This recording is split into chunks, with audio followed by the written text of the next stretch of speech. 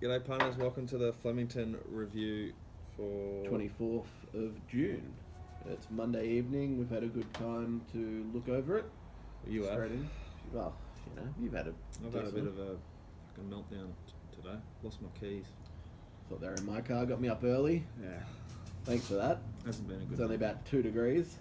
How'd the track play, do you reckon? I'm up that time every day. Mate, I'm bed at 1. I was up watching the Grand Prix, right? Biggest. So, Ricardo, 400 to 1. Started from 10th. 2003 last time someone won from there or beyond. He was 17th after having to pit on lap 13. Did you do a shoey? He did do a shoey. And the young kid, so 18-year-old, second youngest in history or something to get a podium. So you've got two remarkable stories already there. He did a shoey with him. And then Bottas, who's come second, was a lap down during the race. So you would have had blokes who are 1,000 to 1, 1,000 to 1, 1,000 to 1, who have finished top three. The trifecta on that halfway through the race would have been 1,000,000 to 1. Where was that at? Azerbaijan? Can't fucking say it. It's like saying my Which bloody country? best. Azerbaijan or something like that. That's the country. Yeah. It's one of those Eastern European There you ones. go. And we had drama where Did Vettel crash? Vettel's gone up beside Hamilton. So Hamilton's brake checked him, and he's gone to the back of him, screwed his front up. So he's gone. This is on a safety lap. So he's gone around him and fucking pulled his car into him wheel to wheel, and he's got a 10-lap drive-through. Hamilton had like an issue with his safety stuff, so he had to like go through. So they just gifted the race to Ricciardo. It was amazing. It was good. I hate those two pricks. It was just Alright, let's get into the racing though. So track. How'd the track play? It's alright. Yeah, I thought it played quite well. I think you could win pretty I much. think we were right anywhere. in the straight races. You want to be as wide as you could get. Yeah. Jockeys aren't learning, are they? Like, Some of them are. not many. The good ones are. Yeah. Good ones are walking it. Good ones are going out with their poles. I didn't think there was too many like poor rides. I thought there was a lot of nice rides on Saturday. I think there are quite a few on the straight races where you can go, that horse next start, if it gets the right ride, probably will improve a length or two. Yeah, but you got to be careful with that because the right ride means he needs to draw the right gate. Of course, blah, blah, blah. that's what you look for. And a good jockey change. Yeah. I mean, if we're looking at, okay, Merton's murdered some things on the weekend, let's be honest, the last 2 weeks, but his good is better than his bad. It levels itself Yeah, but out. they're humans. Like you got to take the good rides with the bad rides. And he's an apprentice as well. But if you look at Williams and him, they're just doing it right. It's Even like Oliver's Barry getting it Franklin. right. He kicked no goals 6 on Friday night. Of course you're getting Are you going to sack Of him? course you're getting No, the you're Swans not. in. That was one of the greatest games of football I've ever seen. Almost compared to the justice that was served to Swans fans all around Australia on Friday night was just so good to watch. How those 2 goals weren't given as goals. They were touched behind the line. All the commentators saying it's a goal. And that incompetent little man goal umpire down at the Bradman end of the SCG, if he ever umpires an AFL game again, I'd be real surprised. He couldn't handle the occasion. It's Friday night in Sydney. So How's he going to go up the G? Like, I stayed after we did the review show on Friday. This bloke couldn't contain him for 10 minutes after the win because he was ropeable. He you got up at 3 minutes ago and left. Then you came back in with 2 minutes ago. I quit smoking and I almost fucking lit up about 4 at once. Like Austin Powers style. Brilliant game. Well, Cats had a similar nice story. Never in doubt. Who cares about the Cats? Well, we're going to be Right, in a come few on, we've got weeks, to do so some it's all racing. Race 1. Mate, we've already talked about the F1. Race 1, the winner was really, really impressive. Royal Symphony looks a good horse. But it's going to be very single well figures, found, very single short. figures in the guineas already. Yeah, which is a joke. Don't back it. I wouldn't be backing that. It's a ridiculous price. Only And it'll be very like spruiked horse now because of what the trainer said and the way it won. Yeah. And you'll get unders. Just wait till race day. Woomph was the only other thing that you can probably follow out of that race. The others ran like dog shit. They ran 1:23.70, half a second slower than a race later in the day. The others should have been able to finish off. They're Right. not good. Race 2, 3-year-olds, 1100 metres. 1:03.47. Time solid for that. Not overly fast, but it set it up for those which have a really good late sprint, which was Overstep and Invincible L. Yeah, Invincible L, 21.85 final 400, but still just couldn't get there. I found Ashlaw and Ken's Dream on top from the yard, and then saved on something on Overstep. So saved would mean I just sort of chop out on it, but something means I still win a little bit on it.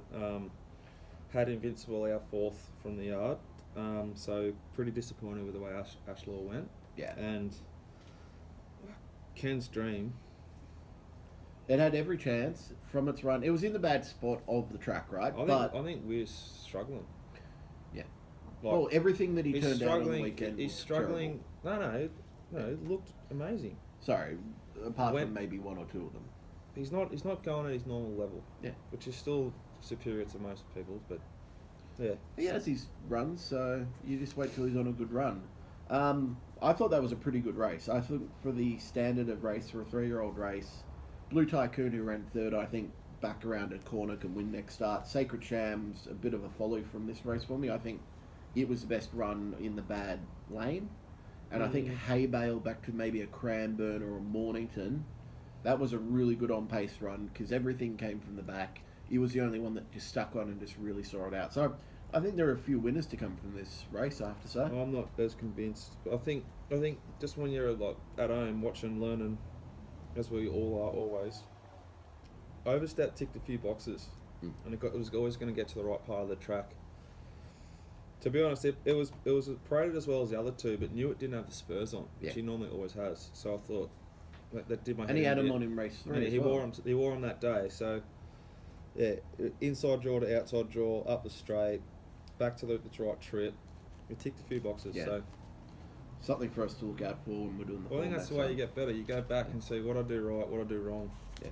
And get through it. Race 3, 1400 metres, benchmark 90 for mares.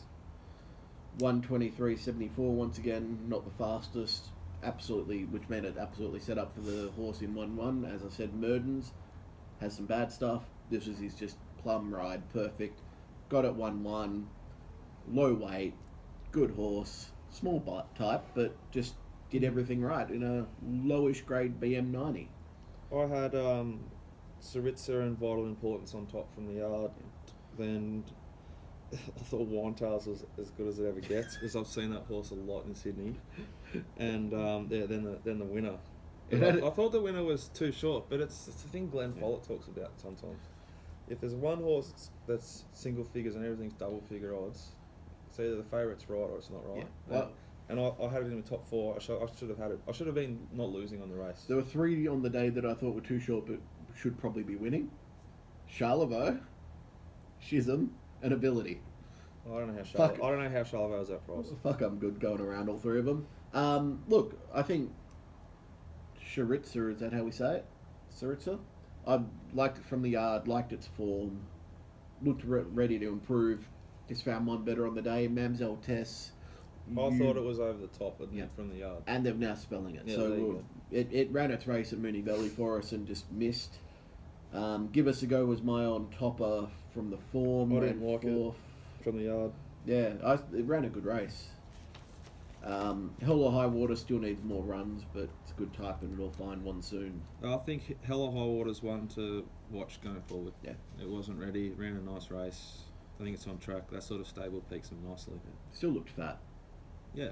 It's not ready to win yet, but it might be next start or the start after. Cool. Race 4, 2,000 metres, BM 78, 2:03.97.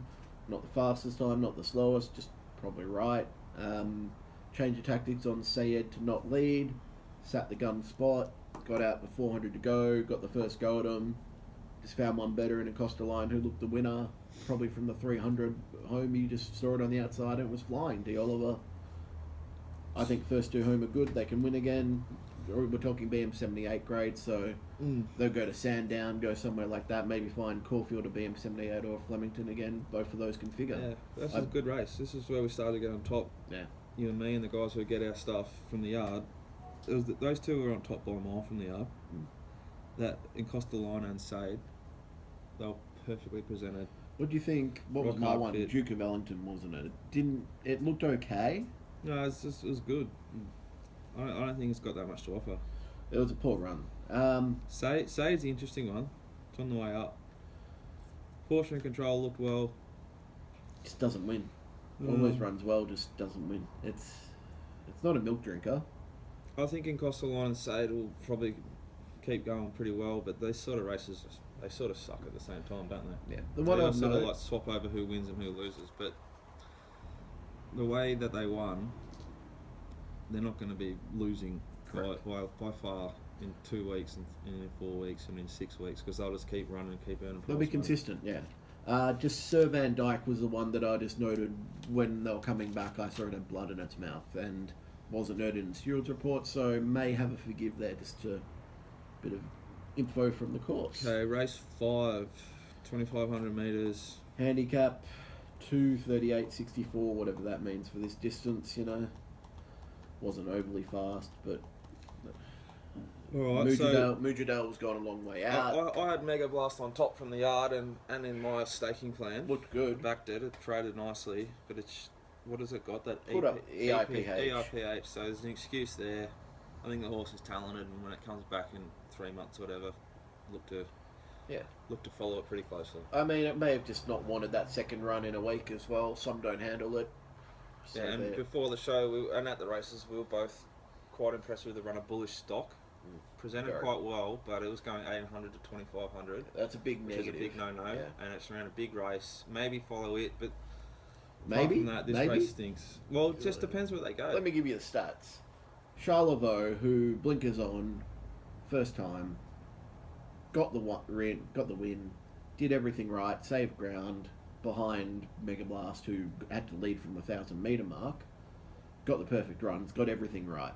Bullish Stock covered 16 metres more than Charlevoix in the race. Was up in distance, as we said. Yeah, but massive. But how much? Massive figures. How high do you rate the winner? It's a decent type. I think it's handicap grade. I think that's the question. I think it's handicap grade. But no, I agree it's one to follow, but just these like Hersley races, just fucking they scare the shit out of me. Of course, but Hersley's still a decent type. I think you look at the top peak kilometres per hour that Blue Stock put in at the 400, so it was doing it at the wrong stage. You'd be finding that probably the 200, realistically, in those type of races. For me, it's like a Bullish Stock in 2 weeks or 3 weeks. Yeah. What price do they go up? They'll go 4s or 6s, I reckon. Yeah, see, if they go up 12s, I'll bet. If they go up 4s or 6s, I just won't even depends what we're facing. If it's a Saturday race over the same sort of trip. But who are we going to be facing? Hersley. Hersley again. I'll take on Hersley any day. One that I put up on Twitter just before the race, I thought was stupid odds, and I thought was going to... looking at the form, looking at the horse, up to that distance, I just thought it's one of those horses I can see really improving. Was Nordic Light. Yeah, that's the name. Held up for runs from the 500 to the 300. Had to then pull out 3 to 4 horses wider, and still ran on for 7th. So I don't think it's probably handicap grade, but I think back to country class or something next start, it'll go around at 20s, and I think it'll run a damn good race. Alright. Race 6, 1,100 metres. Fucking moral handicap. 2 from 2. Fucking morals on the show, eh? Fucking morals. Ability?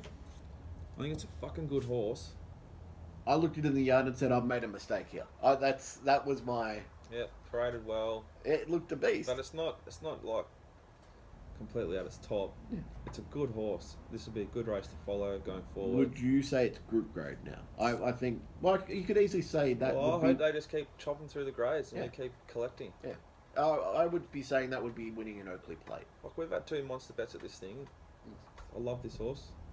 Thought Lord Von Costa, I found from the yard.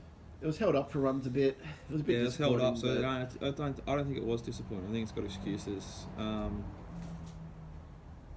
Hassan Eagle can win again. A good run. Just found a really good horse.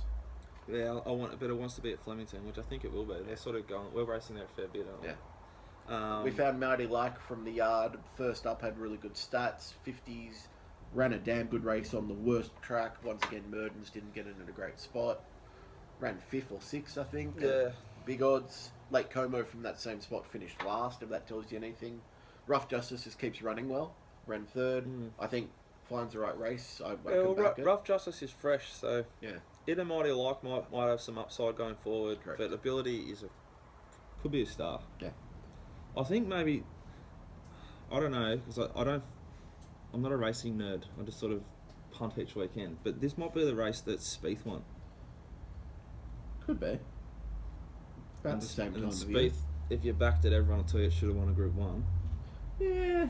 This race could be the race Spieth won. I don't know, someone watching wants to look that up and tell us, but I Yeah. think it is. I would just say I think Little Indian ran a lot better than it had been. So Little Indian would massive run 5 starts ago. Shown nothing since. Just been waiting for it to pop up. Too hard a great handicap. Chuck it back to a BM 78 or something. It's just going to bolt in. So for me, that's a follow next start, in my opinion. All right, race 7, mile. Shit race. Benchmark 90. I didn't like much from the yard here. I was against the favourite. I can't remember who won. I liked Hot Ruby from the yard. Obviously, it was cooked as soon as we started the race. I like the way Diamond Duke paraded. I like that trainer a fair bit. Yeah. What did it? I don't even remember who won these races. I know I haven't watched the It didn't run very well. It ran probably 6th or 7th. The A. Yeah. So let me go with a few things I think are worth mentioning from this race. So I'm still learning the yard. You're giving me a bit of a heads up on some things. You're just hearing what I like, what I don't like, and we don't agree on everything, which is good.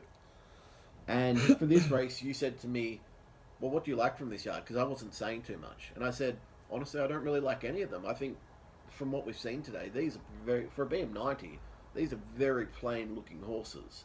I said I couldn't actually pick something from the yard that I really wanted to be on, including the favourite. So I even tweeted out and said, rewarding effort's damn short, but I can't find anything to beat it. Like, you looked at it, you're like, 260. Did it lose? No, yeah, it did lose.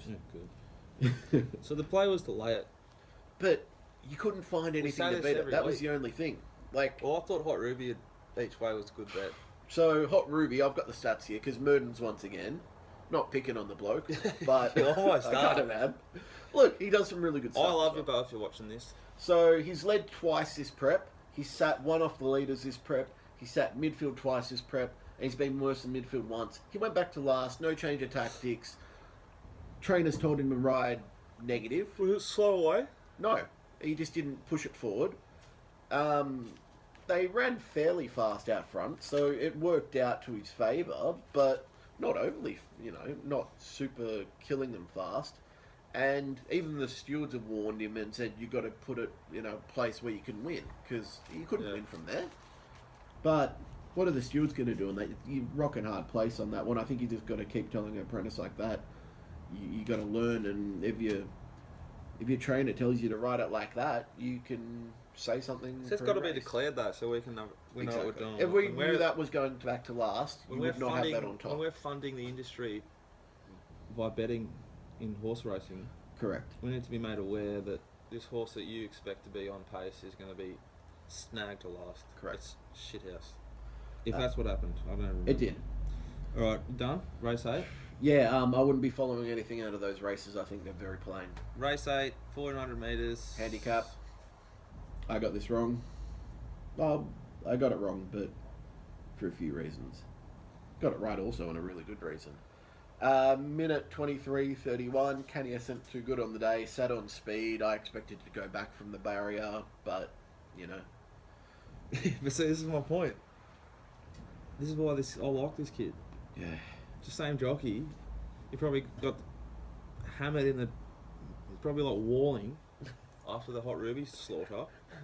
So he's being positive on the next one. This is what I call the Craig Williams effect. When Craig Williams absolutely slaughters the shit out of something, like the worst ride you've ever seen, you're just like barraging him on Twitter, just back the next horse he's on. Because you just know he knows where he's got to get that horse and he makes sure it's there the next start. Because he's a perfectionist and he takes his job seriously. And I think Merden's might be the same. He might learn from his mistakes very quickly and he's getting the right rides. I thought Mio Dio paraded really well and ran accordingly. And Ran huge. Could be a nice horse going forward. I also had Tried and Tied. Was that like 50s when we backed it? We liked it at 50s. It looked great in the yard. Ran huge last start. For some reason, that horse keeps parading at a big price. We could be winning. It's I'm just going to go with beer. Yeah, go for it. It's not a handicap grade horse, so that's why they keep betting it at that price. No, I'm good with coffee. They just keep betting it and betting it. Place price, just missed it by that much on the weekend. We'll keep following it. For me, that race, I had Kenny Essent going back to where Mio Dio eventually sat, and that's why I took Shashanti, or whatever its name is, on speed. Just outperformed on the day. Too much weight compared to Kenny Essent from that spot. I knew I was going 100 metres into the race. Mio Dio, really liked it from the yard. So Mio Dio was the yard one that we both liked, and it stuck its tongue out at me, which we know is a damn good indicator that they're ready to go.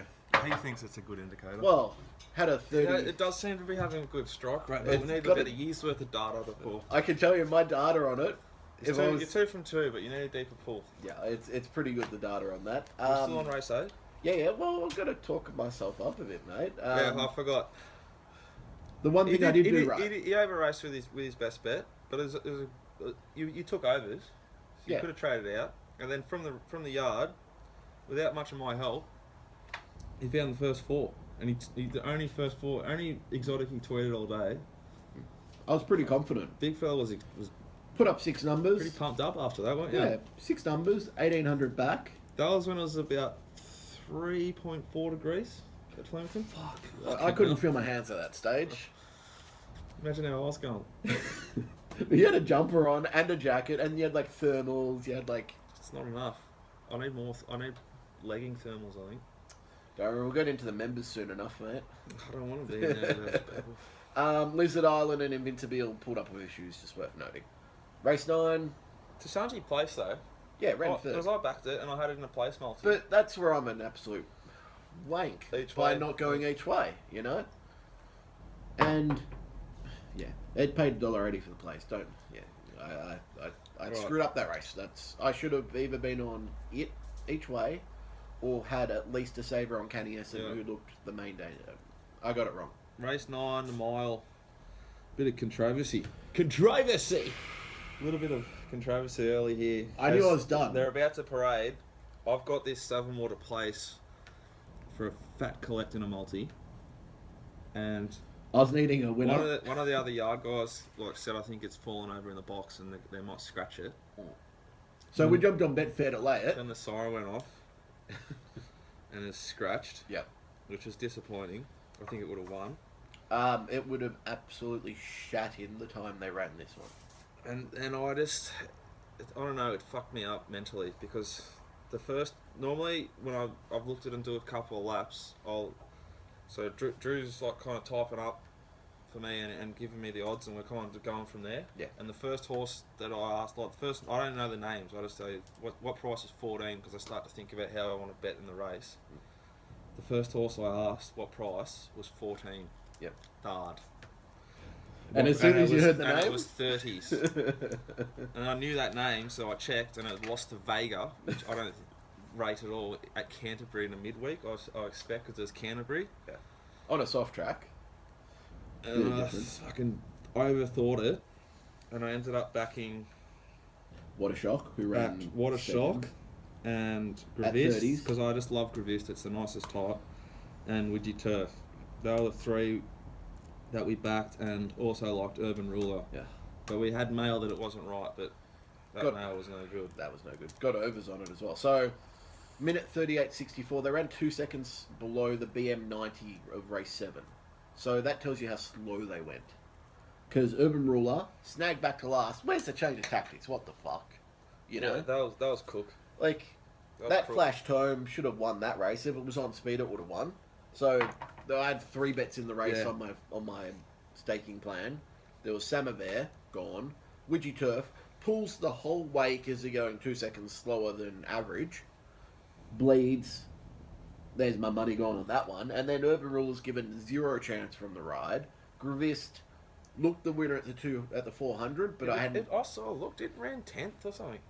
8th or something, yeah. But it's not suited. It's not in my opinion, Gravist isn't a sit sprint. And this is what this was. And that's why you get the lesser types like a Thad, in my opinion, and a Water Shock can really see it out. Like, Water Shock was perfectly suited from on speed with that tempo. Just absolute perfect race. Yeah, but it's also it's well ridden. Yeah, I agree. It's on a quickish backup. I think Urban Ruler going Graded back took also. a lot of the speed out, and that just screwed the whole race up. Those two boys can really train. Yeah. Really like them. Alright. Horse to follow? I've got a few. Bullish Stock, fucking moral, next start. Anywhere. Anywhere. Sacred Sham, I want to see it at midweek or maybe down in grade. I'll be on that, and same with Rough Justice. Yep. Those are my main three. Well, we're obviously keeping Ability was a horse to follow, and we're keeping that right in the stable.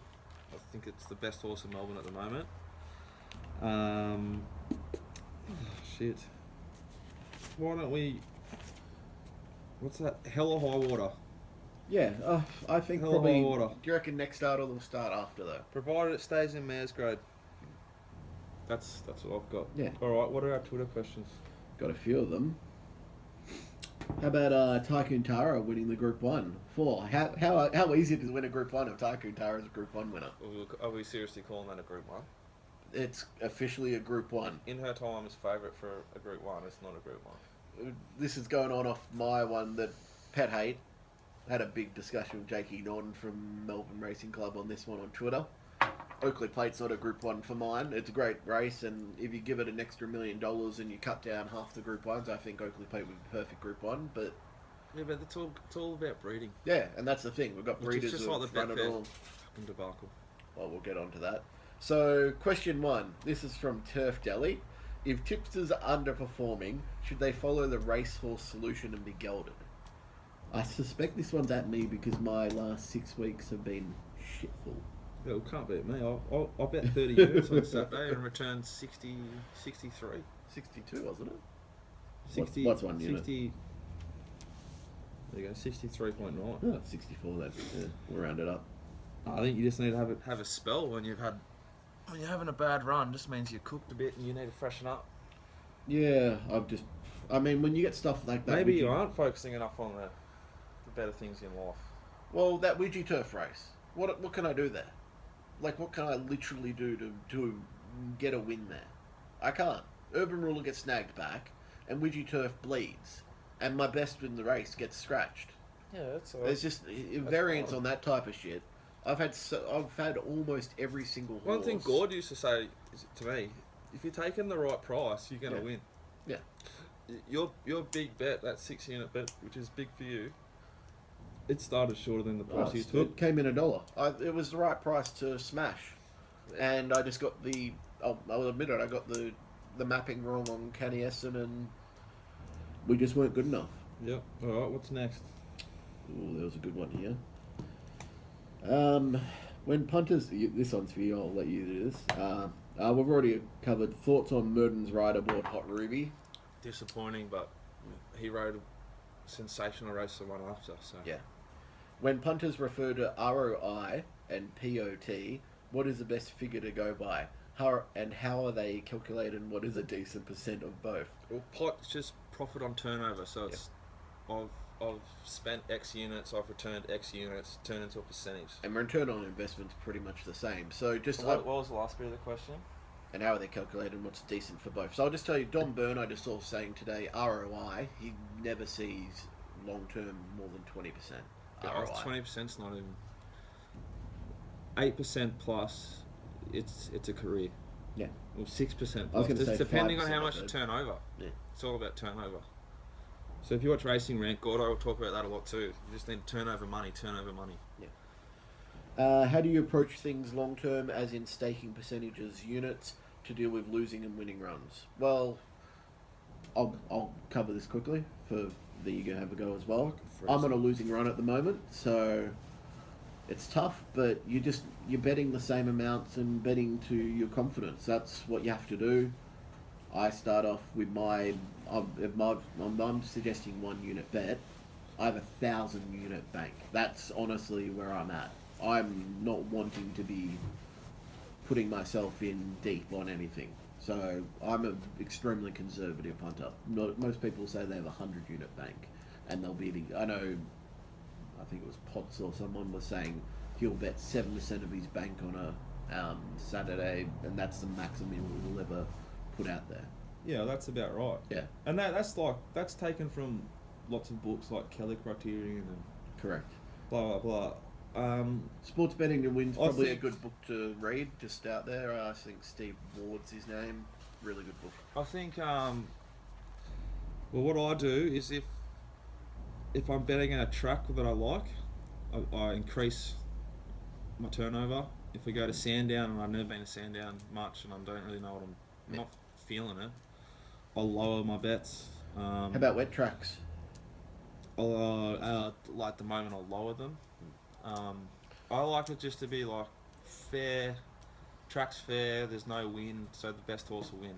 I don't like bias, and so, or a bias, like the Moonee Valley meet. Remember how confident I was before that we got there? Yeah. So I bet up.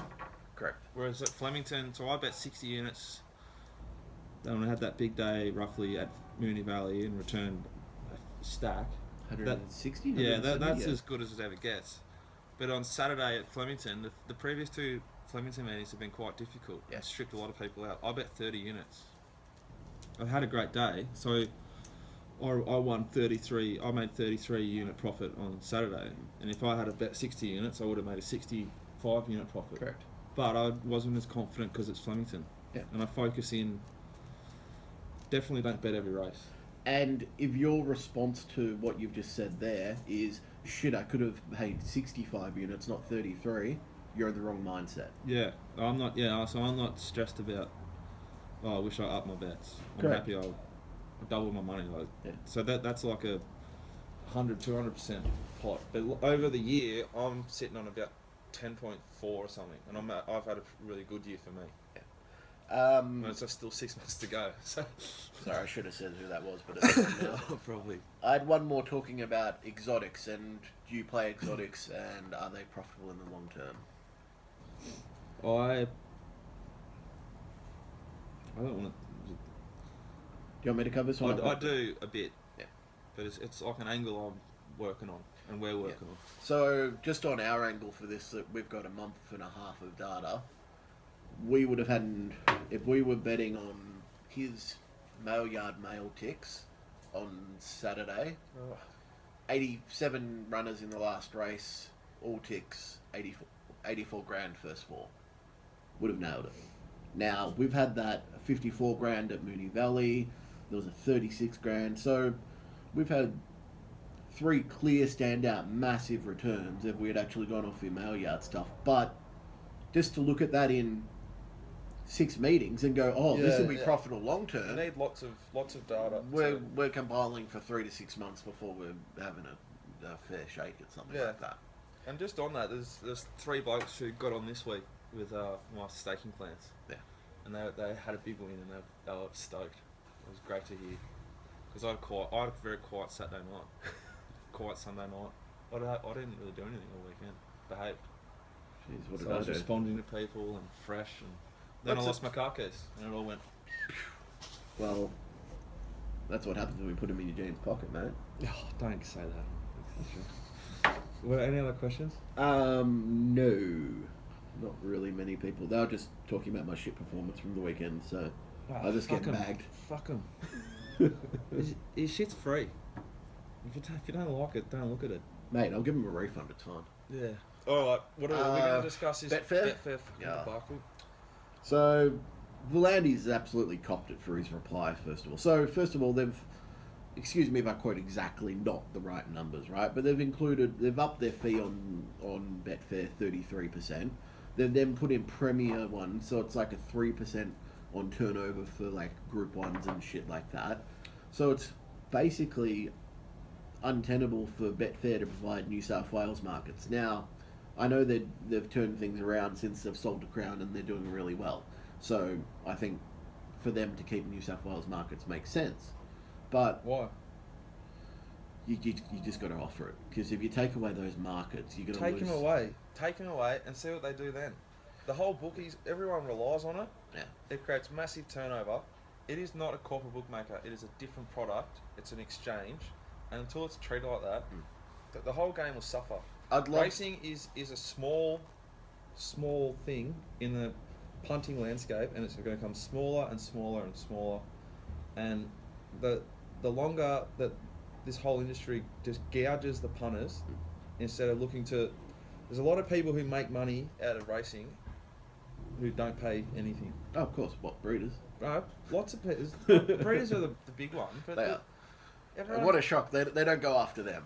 What a shock! Let's go after the people who fund the industry 90% of the revenue, and just try and take more. I'd love to know the numbers. They'll never tell you on the turnover, like the people who are really turn over money. How many of them are south of 45 or 50? Yeah. And how much rebate they get? No, but like, that's what I'm saying. Is just it's an old. The crowd's quite old. Yeah. And it's fucking scary. Look, the gouging's everywhere. Just an example at Flemington on the weekend, right? So when we went in to get the overpriced burritos, I had a look at the tab fixed odds, right? So $6.50 for Duke of Ellington, and Betfair was $7. Gone past the 4 or 5 bookies they got in there in the side they put a new inside area. Good on them. $6. Is that the only bookies at Flemington? I think they've still got the outside area, but I'm not sure. They make just in the new members or something. Wild. Yeah. So, you know, bookies are trying to gouge even on different prices. And look, the New South Wales, they actually seem to have a vendetta against Betfair. They've taken away margin betting. So because Volandis wants to steer all the money through the tab and through the tote, because that's how they make money. Come on, 99-year deal. They wouldn't have an incentive to do that or anything, would they? It's quite frustrating. They talked about it on the Rant today. It's pretty interesting. They had that Richard Irvine. Yeah, he's a smart bloke. He's been pushing for punters for a long while. Yeah, I don't know. It's pretty deep, and I don't overly care, but I care enough to get angry about it because it's affecting people. It's affecting the way we punt. What they need to understand is, like, I'm the perfect example. By the end of the year, I hope to turn over 2/3 of my turnover to be on NBA. Because I know it's never going to go away. The longer I perfect it, the more I'm going to make. There's so much money in the pools. Well, and you're also betting at 102%, not 110% plus. Yeah. So they're looking at currently Racing Victoria is looking at New South Wales and Victoria looking at each other as rivals. Racing shouldn't be fucking rivals. It's like sport is the rival. It's like AFL New South Wales competing with AFL Queensland. It's like you're both tiny. Like, just get on with each other and try and compete with like rugby league and rugby union and soccer and netball. You fucking idiots. I mean, there was someone who like, imagine if AFL was doing that or something like that. Crazy. You fucking stupid pricks. Racing does it, and one of the chiefs came out and said that punters aren't price sensitive. Fuck off. Whoever said that's a fucking idiot. Absolute moron. And there was a Financial Review, I think, article about TAB are looking to try and basically Uber surge price on their odds, so that they're actually going to take more of a rake at certain times. So that there's all the people on Saturday, because it's all the Deros who are losing all their money, is what they're basically saying. Our people are more stupid on a Saturday. In a Melbourne Cup, say. Yeah. And there's been one time they punt for the year, and if they can jag a big result, they might bet again in race 8. And if they win then, they'll keep betting for the next 2 months. But no, we'll charge those people even more. Race 9 or the get out stakes, I'll be betting 150% because everyone's trying to get out. Well, they did that with, in my opinion, they did that with the World Cup of Soccer. That was 30-40% below Betfair and even Sportsbet and everyone else. It's quite scary and quite frustrating. It's the whole way it's done. They exclude successful punters and just try and target. What do they call them? Recreational punters. Losing punters. And all this shit about taxing it. Why don't you tax pokies heavily? Well, saying that you can't win it. You see, you can't win at playing the pokies, and they're legal. Yeah. And they don't. ACT government shutting down greyhounds because it's against the will of people. Well, you know, just it's not in the moral codes. It's like, oh, sorry, how much are you making per year from fucking pokies? No, but that's a perfect example of what society is. Yeah. Racing, that could easily happen. Yeah. It was not untouchable. Which is why we have to actually get this fucking whip rule either in place. Encouraged. It's a safety tool. Yeah, just but let's just make the rules so everyone understands and enforce whatever the rule is. I want them to be whipped. I'm fine with them being whipped. I don't care if they're whipped or not whipped. Just give me a rule that's black and white and enforced. That's all I care about. All right, what else we got? I got my daily rant of the whip rule, so I'm pretty damn happy. Interestingly, there was no whip fines at Flemington this weekend. Like, I don't care. that's like the first time in like 2 years there hasn't been one. I think we're pretty much done. Looking forward to Caulfield again this weekend. Caulfield, is it? Yep, gonna go walk the track on Thursday maybe if you want to come along. See what the weather's doing. Yeah, good point. Bit too cold for you, a bit windy. It's getting really, really cold down here in Melbourne. Unbelievably cold. Mr. Jacket and stuff, I just got a nice shirt on. Now, this week's previous show will either be on Thursday night or not at all, because we'll be at the MCG on Friday night watching the Swans beat Melbourne. Well, that's absolutely perfect because I've got a nice, big, massive drinks on Friday night, so I was going to suggest Thursday night as well. Yeah, which might not happen though. 2 to 8 millimetres of rain on Thursday. Might not be. Alright guys, that's all we got. Anything else? That's good. Alright. Thanks for all the questions, by the way. Keep sending them in on a Monday, and we'll keep answering them. Thanks, bye. Cheers.